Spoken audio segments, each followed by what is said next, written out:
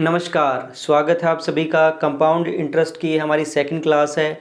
कल जो हमारी फर्स्ट क्लास थी उसमें हमने बेसिक कंसेप्ट जाना था कि किस तरीके से हम कंपाउंड इंटरेस्ट है वो निकालते हैं, या फिर हमें दर या समय फाइंड करना हो तो किस तरीके से करेंगे। आज उसी को कंटिन्यू रखेंगे।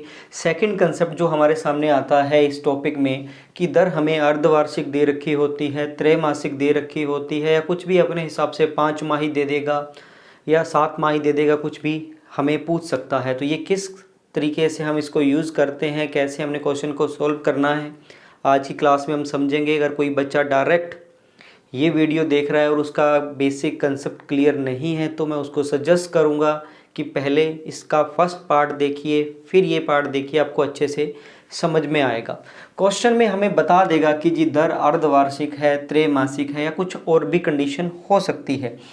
यहाँ से देखो, जो हमने कंसेप्ट जाना हुआ है कि अगर अर्धवार्षिक दर दे रखी हो तो हम दर को क्या कर देते हैं, आधा कर देते हैं, और जो समय है उसको क्या कर देते हैं, दुगना कर देते हैं। क्यों कर देते हैं, सब कंसेप्ट हम जानेंगे, समझेंगे। अगर दर त्रैमासिक है तो दर को हम चौथाई कर देंगे और समय को 4 गुना कर देंगे। समय को क्या कर देंगे, 4 गुना कर देंगे। क्यों कर देते हैं, ये किस कंसेप्ट पर चलता है उसको अभी हम समझते हैं। जैसे एक क्वेश्चन क्रिएट कर लेते हैं। हमारे पास एक वैल्यू है, मान लेते हैं कि राशि है, मूलधन है 5000 रुपये, दर है इसकी 20%। दर हमेशा क्या होती है, वार्षिक होती है। दर क्या होती है, वार्षिक, यानी एक वर्ष का जो ब्याज होगा वो कितना होगा, 20% होगा। अगर यहां हमें कह दे कि जी दर है वो अर्धवार्षिक है, दर क्या है, अर्धवार्षिक है, और एक वर्ष के लिए पैसा उधार दिया गया है। अर्धवार्षिक का मतलब हो गया कि जो ब्याज है वो संयोजित क्या होगा, 6 महीने में होगा, आधे वर्ष में होगा। इसका मतलब ये होता है। चक्रवर्ती ब्याज में क्या होता है कि एक वर्ष का जो ब्याज बनेगा वो मूलधन में जुड़ जाएगा, फिर नेक्स्ट वर्ष के लिए वो क्या हो जाएगा, एज ए मूलधन होगा।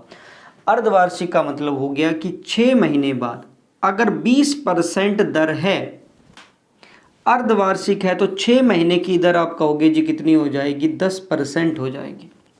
क्लियर है, यानी 6 महीने की दर हमारे पास क्या हो गई, 10% हो गई।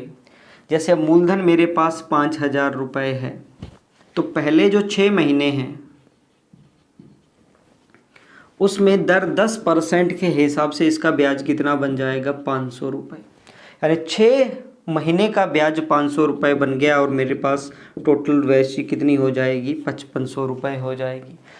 अब अगले 6 महीने की बात करेगा तब भी हम कहेंगे जी अगले 6 महीने के लिए भी दर कितनी है, 10% है, तो 10% इसका ब्याज लग जाएगा कितना, 550 रुपये, और जो टोटल हमारे पास वैल्यू आ जाएगी वो आ जाएगी 6050 रुपये। यानी कि मूलधन था 5000, 20% दर थी जो क्या थी, वार्षिक थी। अर्धवार्षिक की वजह से 6 महीने बाद ब्याज जुड़ गया और एक वर्ष के लिए पैसा उधार दिया गया था, तो उसको 6 महीने के हिसाब से वो कितने हिस्से में बढ़ जाएगा, 2 में हो जाएगा।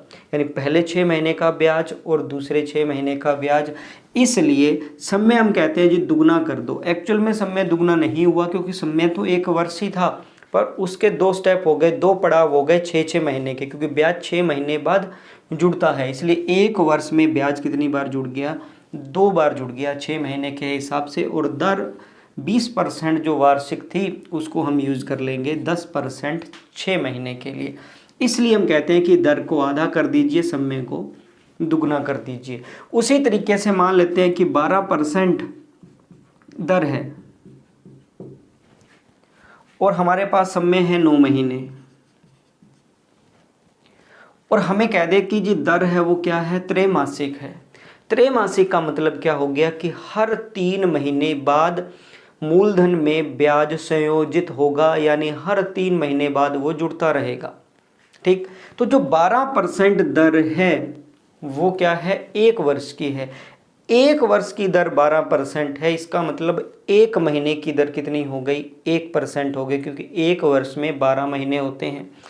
एक महीने की दर 1% है, तो त्रैमासिक मतलब 3-3 महीने बाद जुड़ेगा, तो 3 महीने की दर कितनी हो गई, 3% हो गई। या हम कह सकते हैं कि त्रैमासिक के लिए हम दर का क्या कर देंगे, चौथाई हिस्सा कर देंगे, चौथा हिस्सा कर देंगे किसका, 12 का, क्योंकि त्रैमासिक यानी 3 महीने बाद ब्याज संयोजित होगा, इसलिए हम चौथाई हिस्सा कर देते हैं दर का, क्योंकि हमें कितने महीने की दर चाहिए, 3 महीने की दर चाहिए।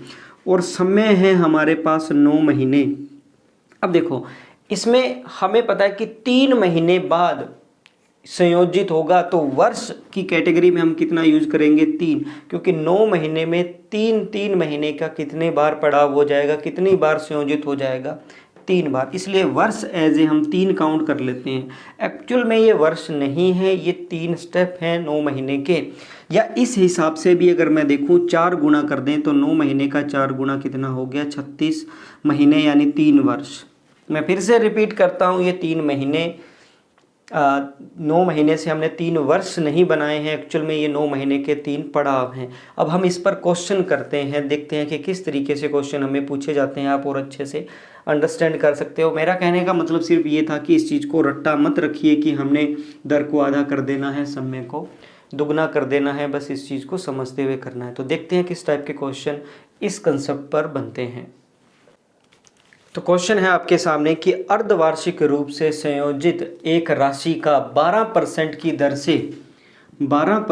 दर से चक्रवर्ती ब्याज है, वो है आपका 772.5 रुपये। ये आपको CI दे रखा है और अर्धवार्षिक रूप से संयोजित है, एक वर्ष का ब्याज दे रखा है। अगर दर अर्धवार्षिक है, इसका मतलब 6 महीने बाद ब्याज जुड़ेगा, इसका मतलब दर कितनी होगी, 6 महीने की 6% होगी, क्योंकि 12% टोटल है। समय कितना है टोटल, वैसे एक वर्ष दे रखा है।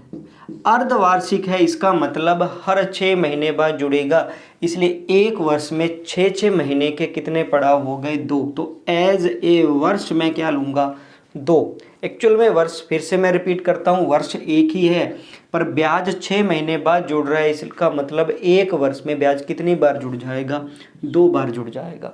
बस बाकी कंसेप्ट सेम है, हमने उसी तरीके से लिख लेना है। मूलधन, मिश्र धन और 6% की जो फ्रैक्शन हमारे पास होती है वो कितनी होगी, 3/50 होगी, क्योंकि 6 बटा क्या कर देंगे, 100। तो इसका मतलब ये हुआ कि अगर मूलधन 50 है तो मिश्र धन कितना है, 53, और समय कितना हो जाएगा, 2 हो जाएगा, क्योंकि एक वर्ष में 6 महीने के क्या है, 2 पड़ाव हैं।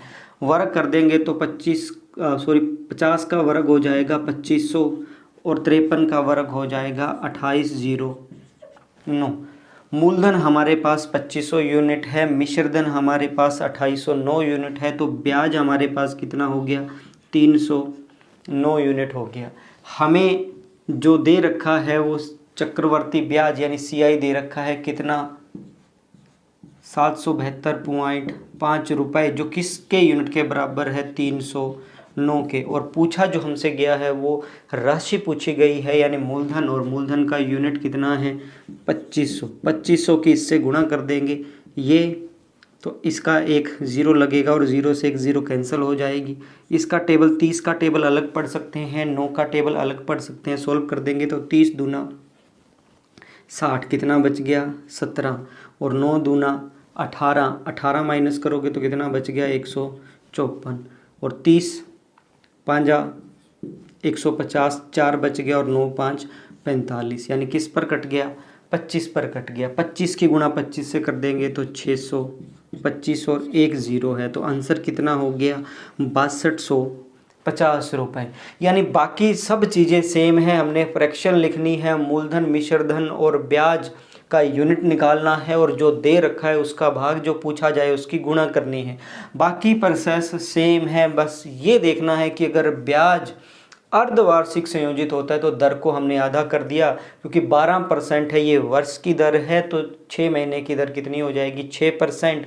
और 1 वर्ष समय था और 6 महीने बाद ब्याज संयोजित होगा, तो 1 वर्ष में 6 महीने के कितने स्टेप हो जाएंगे 2। तो एज ए समय हम क्या यूज़ करेंगे 2 यूज़ करेंगे। इस तरीके से ये क्वेश्चन सोल्व करने होते हैं। इसमें और देख लेते हैं कि कैसे क्वेश्चन बन सकते हैं। नेक्स्ट क्वेश्चन है कि 56,800 रुपये की राशि है, 10% की दर से 1.5 वर्ष में कितने रुपए चक्रवर्ती ब्याज प्राप्त करेगी अगर दर अर्धवार्षिक है।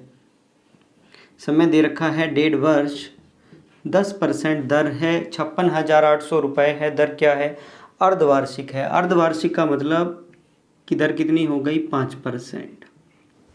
दर क्या हो जाएगी आधी, और समय 1.5 वर्ष है, उसका दुगना हो जाएगा, कितना हो जाएगा 3 वर्ष। फिर से रिपीट कर रहा हूँ, समय 3 वर्ष नहीं हुआ है, अर्धवार्षिक दर है, इसका मतलब हर 6 महीने बाद ब्याज संयोजित होगा, और 1.5 वर्ष में 6 महीने के 3 स्टेप हो गए, यानी 3 बार ब्याज संयोजित हो गया, इसलिए हमने इसको क्या कर लिया 3 मान लिया। 5% की जो फ्रैक्शन है वो क्या है 1/20, यानी अगर मूलधन 20 है तो मिश्र धन कितना हो जाएगा आप कहोगे 21। समय 3 यूनिट है तो इसको पावर 3 कर देंगे, मूलधन का यूनिट कितना आ गया 8000, मिश्र धन का यूनिट कितना आ गया 9261, और जो ब्याज प्राप्त हो गया वो कितना हो गया 1261 यूनिट प्राप्त हो गया। हमें जो दे रखा है वो मूलधन दे रखा है, तो 56,800 रुपये हमारे पास मूलधन है जो कितना यूनिट है 8000, और ब्याज पूछा गया है जो कितना है 1261। इसकी गुणा कर देंगे, सॉल्व करेंगे तो 2 जीरो से 2 जीरो कैंसिल हो गया, 8 का भाग देंगे तो 8 7 56, 8 1 8, 71 पर कट गया, 8 से ये कट गया 71 पर, 1 जीरो है इसका, ये लग जाएगा पॉइंट, यानी 71 की गुणा 1261 से करनी है, और फिर 1 पर क्या लगा देना है पॉइंट लगा देना है। तो इसको सॉल्व करेंगे, मल्टीप्लाई करेंगे तो 71 1 71 7 हासिल आएगी, 71 छिका होता है 426, 426 और 7 433, 43 हासिल आ जाएगी। 71 दूना 142, 142 और 43 185, 18 हासिल आ जाएगी। 71 1 71 और 18 हो जाएगा 89, और 1 पर हमारा क्या लग जाएगा पॉइंट, यानी अगर मैं 71 की गुणा 1261 से करूंगा और 1 पर पॉइंट लगाऊंगा तो मेरे पास जो आंसर आ गया वो 8953.1 आ गया, और ये क्या हो जाएगा चक्रवर्ती ब्याज हो जाएगा। मैं फिर से रिपीट करता हूँ, कंपाउंड इंटरेस्ट में आपको कैलकुलेशन आपकी फास्ट होनी चाहिए, मेन कैलकुलेशन बेसिक क्वेश्चन आपको आता है, बाकी तरीका सब सेम है, दर को आधा कर देना है, समय को दुगना कर देंगे, यूनिट निकाल लेंगे और आंसर कर देंगे। और देखते हैं इस टाइप के क्वेश्चन। नेक्स्ट क्वेश्चन है आपके सामने कि कोई राशि 12% की दर से 1 से 1/4 वर्ष के लिए उधार दी जाती है, यदि ब्याज की शर्त 5 माही है तो बताइए राशि कितनी है यदि मिश्र धन 37,044 है। देखो रेट हमें दे रखा है 12%, टाइम हमें दे रखा है 1 से 1/4 वर्ष, और मिश्र धन जो अमाउंट हमें दे रखा है वो दे रखा है 37,044, ये हमें क्वेश्चन में दे रखा है। और साथ में इसने कहा है कि जो दर है वो 5 माही है, यानी इसका मतलब हर 5 महीने के बाद ब्याज संयोजित होगा। अब आप एक बात बताइए कि अगर रेट 12% है, ये क्या होता है वार्षिक होता है, यानी 1 वर्ष की दर कितनी है 12%। अगर 1 वर्ष की दर 12% है तो 1 महीने की दर कितनी हो जाएगी 1% हो जाएगी, तो 5 महीने की दर कितनी हो जाएगी 5%, यानी 5 माही है तो 5 महीने की दर हो गई 5%।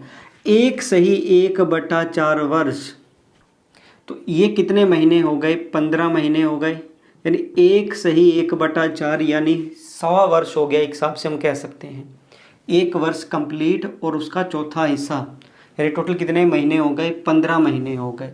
अगर ब्याज 5 माही है, 5 महीने बाद संयोजित होगा, तो 15 महीने में कितनी बार संयोजित हो जाएगा, तो आप कहोगे जी 3 बार हो जाएगा।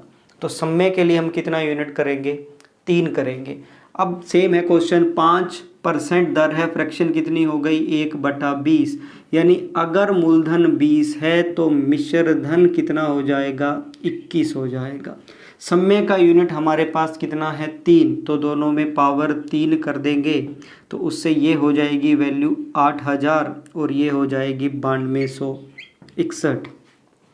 हमें दे रखा है अमाउंट, यानी मिश्र धन दे रखा है, कितना दे रखा है 3744। ये कितने यूनिट के बराबर है आपका हो गया जी 9261 के। और पूछा जो गया है वो राशि पूछी गई है, तो इसका मतलब 8000 यूनिट की वैल्यू हमसे पूछी गई है। अब इसको सोल्व करना है तो डिवाइड करना है। मैंने तरीका बताया हुआ है कि यहाँ से हमें ये पता है ये 20 की 3 बार गुणा करने पर आता है, ये 21 की 3 बार गुणा करने पे आता है। ये आपस में सोल्व नहीं होगा तो ये दोनों सोल्व होंगे। तो आप अलग अलग टेबल पढ़ सकते हो, देखने से पता लग रहा है किस पर जाएगा 4 पर। 9 4 36, 1 बच गया, 4 दूना 8, कितना बच गया 2, 6 चौका 24 और 4 1 4, यानी किस पर कट गया 4 पर कट गया। गुणा कर दोगे 8 चौका 32, यानी राशि जो है हमारे पास वो कितनी है 32,000 है। तो बाकी कंसेप्ट सेम है, बस हमें जो दर दे रखी है 5 माही दे रखा हो, त्रैमासिक दे रखा हो, अर्धवार्षिक दे रखा हो, उस हिसाब से हम उस दर को आधा या चौथा हिस्सा या इस तरीके से कन्वर्ट कर देंगे और फिर समय को चेक कर लेंगे कि उसका समय का हमने कितना यूनिट यूज़ करना है। और देख लेते हैं, इसमें ज़रूरी नहीं है दर एक ही दे रखी हो, दर अलग अलग देकर भी आपसे पूछ सकता है। नेक्स्ट क्वेश्चन देखते हैं। इसमें अगला जो क्वेश्चन है कि 12,500 रुपये की राशि पहले 6 महीने के लिए 10% की दर से, अगले 6 महीने के लिए 20% की दर से और शेष समय के लिए 24% की दर से उधार दी गई। तो 1.5 वर्ष का चक्रवर्ती ब्याज बताइए। यदि ब्याज प्रत्येक 6 महीने के बाद संयोजित होता है, तो इस बार हमें 6 महीने की अलग अलग दर दे दी है और 1.5 वर्ष में हमें चक्रवर्ती ब्याज पूछा है। जो हमें दर दे रखी है, ये दर क्या होती है वार्षिक होती है। अब तक हम समझ चुके हैं इस चीज़ को। तो पहले 6 महीने की जो दर रहेगी वो कितनी रह जाएगी 5%, बाकी 6 महीने के लिए दर रहेगी वो कितनी रहेगी 10%, और 1.5 वर्ष का समय है तो बाकी समय के लिए 24 है, तो ये भी 6 महीने के लिए कितनी हो गई 12% हो गई। इस हिसाब से हम 6 महीने की दर लिख लेंगे, क्योंकि ये 1 वर्ष की दर है तो 6 महीने की दर क्या हो जाएगी इससे आधी हो जाएगी। अब इसको सोल्व कर लेंगे तो मूलधन और मिश्र धन का यूनिट लिख देंगे। ये 5% की फ्रैक्शन होगी 1/20, यानी अगर मूलधन 20 है तो मिश्र धन क्या हो जाएगा 21। 10% की फ्रैक्शन होगी 1/10, अगर ये 10 है तो ये कितना हो जाएगा 11। और 12% की जो फ्रैक्शन होगी 4 से कटेगा तो कितना हो जाएगा 3/25 हो जाएगा। तो यहाँ वैल्यू आ जाएगी 25 गुणा 28।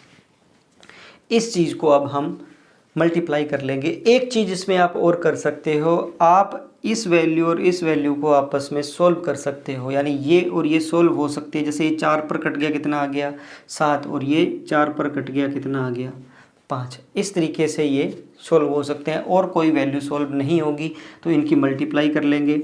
25 की गुणा 5 से करेंगे तो 125, यानी 1250 आ जाएगा।